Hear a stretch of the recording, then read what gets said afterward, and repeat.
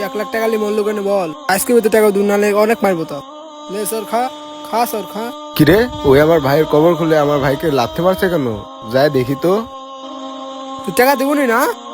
এই, তুমি আমার ভাইয়ের কবর খুলে আমার ভাইকে লাথি মারছো কেন? আপনার ভাইকে মারছি, তাহলে শুনুন। ভাবছিলাম একটা ব্যবসা করবো, আপনি যদি কিছু টাকা ধার দিতেন।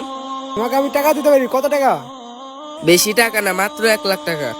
আচ্ছা ঠিক আছে, তোমাকে টাকা দিতে পারি। প্রতি মাসে মাসে আমাকে সুদ দিতে হবে। এলে টাকা প্রতি মাসে মাসে তাহলে সুদটা পেয়ে যায়। আচ্ছা ঠিক আছে ভাই, চলে গেলাম। বুঝতে পারলে মিয়া তোমার ভাইকে কেন মারছি? ঠিক আছে ভাই, এই মৃত ব্যক্তিকে না মেরে তার পরিবারের কাছে চাইতে পারতে, অথবা আমার কাছে চাইতে। আপনার বাড়ি অন্য জায়গায় খুঁজেছি, আপনাকে পাইনি। তাই বলো কি তুমি এই মৃত ব্যক্তিকে মারবে? এটা তো পাপ, এটা তো অন্যায়। আচ্ছা ঠিক আছে, তুমি কালকে আমার কাছ থেকে টাকাটা নিয়ে আসো। আর তুমি যে কাজটা করেছো সেই কাজটার জন্য আল্লাহর কাছে ক্ষমা চাও।